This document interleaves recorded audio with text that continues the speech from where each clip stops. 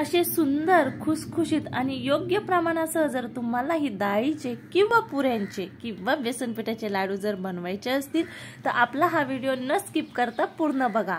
अशा प्रकारे सुंदर आणि एकदम खमंग लाडू तुमचेही तयार होतील। या रेसिपीमध्ये मी योग्य प्रमाण व पहिल्यांदा जरी तुम्ही हे लाडू करत असाल तरीही तुमचे फसणार नाहीत अशा पद्धतीने तुम्हाला छोट्या मोठ्या ट्रिक सांगितलेल्या आहे। चला तर मग आपण आपल्या व्हिडिओला सुरुवात करूया। लाडू म्हणजे आपल्या सर्वांच्याच आवडीचा विषय। लाडू करण्यासाठी सणवार असलाच पाहिजे असं काही नाही। आपल्याला जेव्हा खाऊ वाटतील तेव्हा आपण ते करू शकतो आणि घरगुती असतील तर एकदम छान आणि पौष्टिक लाडू होतात। हे लाडू थंडीत खाल्ल्यानेही एकदम गुणकारी असतात। तर आपण सुरुवात करूया आपल्या रेसिपीला। ह्या वाटी म्हणजे जी मी वाटी दाखवली तुम्हाला त्या वाटीच्या साहाय्याने मी 3 वाट्या बेसन पीठ येथे चाळणीने चाळून घेतलेला आहे। चाळणीने चाळूनच का की बेसन पिठामध्ये जर बारीक काही कचरा असेल तर तो एकदम निघून जातो। अशा प्रकारे 3 वाट्या मी बेसन पीठ चाळून घेतलेला आहे। आपलं नॉर्मल जे पाणी असतं त्या पाण्याने मी आता ते मळून घेणार आहे। एक महत्त्वाची टिप म्हणजे पाणी टाकताना थोडं थोडं करून टाका, कारण की हे आपलं नॉर्मल गव्हाचं किंवा बाजरीचं पीठ नसून हे बेसन पीठ आहे, ते लवकर भिजलं जातं। त्यामुळे थोडासा अंदाज घेऊनच थोड्याशाच पाण्यात तुम्ही मळण्यासाठी सुरुवात करा। काही वेळानंतर माझा अशा प्रकारे पिठाचा गोळा तयार होत होता। एक 5 ते 7 मिनिटांमध्ये पूर्ण पीठ माझं इथे मळून झालेलं होतं। पीठ मळून झाल्याच्या नंतर हे बघा अशा प्रकारे गोळा तयार होतो। तुमचाही नक्कीच तयार होईल। हलगत हाताने जरी पीठ मळलं तरी छान मऊसूद असा गोळा तयार होतो। त्यानंतर एक 15 ते 20 मिनिटांसाठी मी अशा प्रकारे झाकून ठेवलं होतं। 15 मिनिटांनंतर मी हा गोळा असा उघडून बघितला आहे।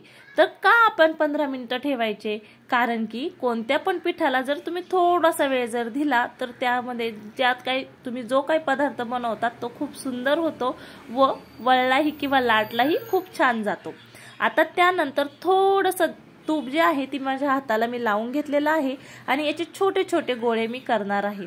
तुम्ही तुमच्या आवडीनुसार ज्या आकारात हवे त्या आकारात तुम्ही छोटे छोटे गोळे करून घेऊ शकता। येथे मी एक मीडियम आकाराचा असा पेड्यासारखा गोळा तयार करून घेणार आहे। म्हणजे सर्व गोळे मी अशाच प्रकारे तयार करून घेणार आहे। एकदम सॉफ्ट आणि हातालाही पटकन वळण्यासाठी सोपे जातात आणि असे छोटे छोटे गोळे मी इथे तयार करून घेणार आहे।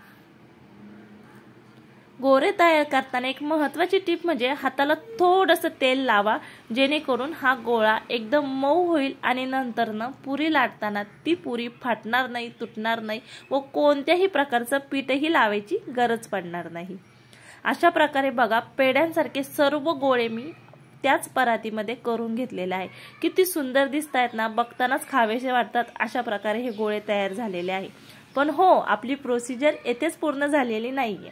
आता हे गोळे मी का करून घेतले? कारण की नंतर पुऱ्या करण्यासाठी सोपं जावं, कारण की हे लाडू आपले पुऱ्यांपासून तयार होणार आहेत। त्यामुळे एकसारखे गोळे तयार करून मी इथे घेतलेले आहे। आता ही पुरी लाटताना खूप पातळ लाटायची नाहीये, थोडीशी जाडसरच पुरी आपल्याला येथे ठेवायची आहे।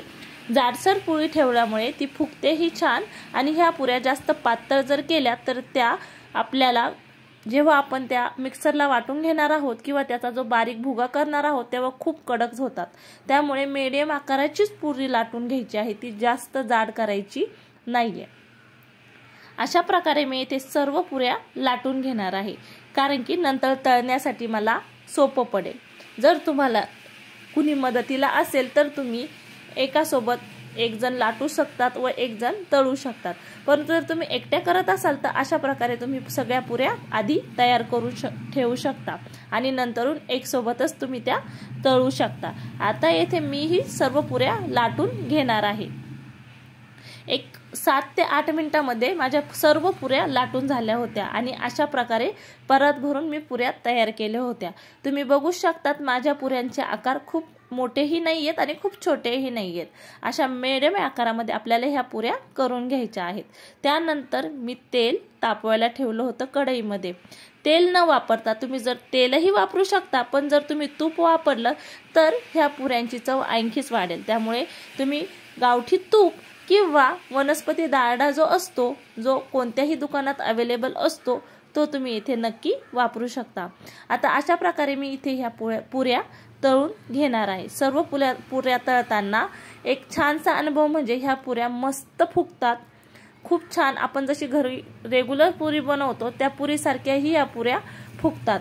आणि ह्या पुऱ्या जर फुगल्या तर समजायचं तुमचं प्रमाण, पिठाचं प्रमाण, पाण्याचं प्रमाण आणि तुमचं पीठही योग्य प्रकारे मुरलं गेलेलं आहे आणि तुमच्या होणारे जे लाडू आहेत ते कधीही फसणार नाहीत।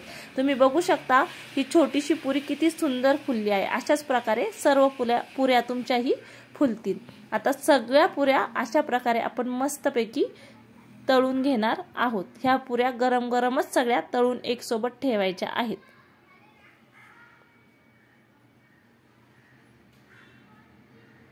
त्या तळतानाच आपण बाजूच्या गॅसवरती मी अशा प्रकारे पाक बनवायला ठेवलेला आहे। पाक करताना बऱ्याच जणींना बरेच प्रश्न पडतात, पाक करावा कसा। आता मी इथे 3.5 वाट्या जर बेसन पीठ घेतलं होतं तर मी ह्या पातेल्यामध्ये किंवा ज्या कढईमध्ये तुम्ही पाक करणार आहात तेथे जेवढे बेसन पीठ आहे तेवढे साखर तुम्हाला घ्यायची आहे। एक 3.5 वाट्या साखर मी इथे घेतलेली आहे। ह्या वाटीच्या मापाने आपण सर्व माप मोजून घेतलेलं होतं, बेसन पिठाचं आणि साखरेचंही। जेवढं बेसन पीठ होतं तेवढी मी जर साखर घेतली आहे तर 3.5 वाट्याच्या निम्म म्हणजे 1.5 वाटी पाणी मी येथे याच्यात टाकलेलं आहे आणि तो पाक तयार करण्यासाठी ठेवला होता। त्यानंतर मी एका मिक्सरच्या भांड्यामध्ये ह्या पुऱ्या गरम होत्या त्याच वेळेस म्हणजे काढल्यानंतर एक 10 मिनिटात माझ्या पुऱ्या तळून झाल्या आणि त्यानंतर अशा प्रकारे मी बारीक करून घेतलेला आहे। मिक्सरमध्ये काढल्यानंतरही हा जाडसरच रवासारखा आपल्याला ह्या पुऱ्या दिसतात। मग त्यावेळेस करायचं काय, आपली जी पिठाची चाळण असते त्याने आपल्याला ह्या चाळून घ्यायच्या आहेत। अशा प्रकारे आपण सर्व मिक्सरमध्ये काढून चाळून घेणार आहोत। अशा प्रकारे आपल्या सर्व पुऱ्या आपण मिक्सरमध्ये काढून नंतर चाळणीने चाळून घेणार आहोत आणि हे वरती जो राहिलेला त्यातला जो भाग होता, जो कडक किंवा मोठा राहिलेला भाग आहे तो आपण पुन्हा एकदा मिक्सरला काढून घेणार आहोत।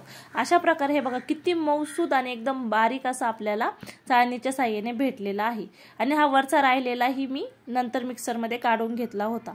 तोपर्यंत ही सर्व प्रोसिजर चालू होईपर्यंत आपण आपला पाक कसा झालाय हे बघायचं आहे। पाक करताना एक महत्त्वाची टिप म्हणजे जेव्हा पाक शिजत येतो किंवा त्यातली साखर पूर्ण विरघळून जाते तर आपले दोन्ही बोटे एकमेकांना चिटकले पाहिजे, तेव्हा आपला पाक पूर्ण होतो। आणि अजून एक गोष्ट म्हणजे जर तुमचा पाक पूर्ण झालाय का नाही हे कसं ओळखायचं, तर एका प्लेटमध्ये म्हणजे पसरट जी प्लेट असते त्यामध्ये थोडंसं पाणी घ्यायचं आणि त्यामध्ये आपला हा पाक जेव्हा होत येतो त्यातले 1-2-3 थेंब अशा प्रकारे टाकायचे। जर का तुमचे हे जे थेंब टाकले आहे याचा जर गोळा तयार झाला तर समजायचं तुमचा पाक एकदम परफेक्ट तयार झालेला आहे। तुम्ही बघू शकता मी नुसता हात जरी फिरवला तर त्यांचा असा एकजीव किंवा एक गोळा तयार होतोय। अशा प्रकारे जर तुम्ही पाक केला तर नक्कीच तुमचा पाक, गोडाचं प्रमाण आणि तुमचे लाडू कधीच बिघडणार नाही। हे बघा मी हातावरती सुद्धा तो गोळा उचलून घेतला अशा प्रकारे, म्हणजे सर्व एका ठिकाणी ते जमा होत होतं।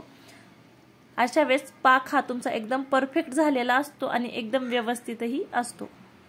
आता आपल्या पुऱ्या दळून झाल्या, पाक तयार करून झाला, त्यानंतर आपण एका भांड्यामध्ये अशा प्रकारे आपल्या पुऱ्या दळून झालेलं सारण असं पसरट भांड्यामध्ये घ्यायचं आहे आणि आपला तयार झालेला पाक गरम गरम सगळीकडे टाकायचा आहे। त्यानंतर हा पाक गरम असतो त्यामुळे चमच्याच्या साहाय्याने आपल्याला अशा प्रकारे हलवून घ्यायचा आहे। तुम्हाला सुरुवातीला हा पूर्ण हलवताना पाक पातळ वाटेल, परंतु हा पातळ जरी वाटला तरी आपल्याला हा पातळच होतो। पातळ जरी वाटला तरी आपल्याला याचे लाडू लगेच वळायचे नाहीयेत। आपण अशा प्रकारे सगळीकडे पाक लागेल असं चमच्याच्या साहाय्याने सगळीकडे पसरून द्यायचं आहे। सगळीकडे पाक पसरल्यानंतर आपण याला रात्रभर ठेवणार आहोत, कारण की आपल्याला लाडू सकाळी वळायचे असतात। एक रात्रभर पूर्ण ठेवल्यानंतर सकाळी तुम्ही बघू शकता हा पाक किती मोकळा झालेला आहे। रात्री जरी तो चिवट वाटत असेल, साखरेचं प्रमाण जास्त वाटत असेल, तरी सकाळी हा एकदम सुटसुटीत झालेला आहे आणि कोणत्याही गोष्टीच्या हेल्प शिवाय मी बघा एकटी लाडू बनवत आहे, पण एकदम गोल गोल मस्त आणि सुंदर असे लाडू वळले जात होते, ते पण एका हाताने सुद्धा। अशा प्रकारे सर्व लाडू आता आपण येथे बनवून घेणार आहोत। रात्रभर का ठेवायचं, कारण की रात्रभर ठेवल्यामुळे त्यातलं जे साखरेचं प्रमाण आहे ते त्या पिठामध्ये व्यवस्थित मुरलं जातं. जर तुम्ही हे लाडू सकाळी केले असतील तर तुम्ही पाक टाकून संध्याकाळी लाडू वळू शकता. जर संध्याकाळी केले असतील तर रात्रभर ठेवून सकाळीच तुम्ही हे लाडू वळू शकता. अशा प्रकारे सर्व लाडू आता इथे आपण वळून घेणार आहोत आणि पूर्ण प्लेट भरून माझे असे छान गोल मस्त असे लाडू इथे तयार झालेले आहेत. खूप सुंदर आणि चविष्ट लाडू झालेले होते. लाडूची चवही अप्रतिम होती. प्रमाणही व्यवस्थित असल्यामुळे खाणारा प्रत्येक जण म्हणत होता, वा किती छान आणि सुंदर लाडू झालेले आहे. हे बघा एकदम मऊ लुसलुशीत, एकदम आता जरी हात फिरवला मी त्यावरतून तरी तो लगेच दबला जात होता, लगेच त्या वेगवेगळ्या आकारात जात होता. अशा प्रकारे सुटसुटीत मऊ आणि योग्य प्रमाणशीर लाडू तुम्हीही बनवून बघा. आणि ही माझी छोटीशी रेसिपी कशी वाटली ते मला नक्की सांगा. आणि जर तुमच्या काही प्रतिक्रिया असतील त्याही मला कळवा. भेटूया आपण अशाच आपल्या गृहिणीशी रिलेटेड नवनवीन व्हिडिओमध्ये. तोपर्यंत धन्यवाद. Bye bye.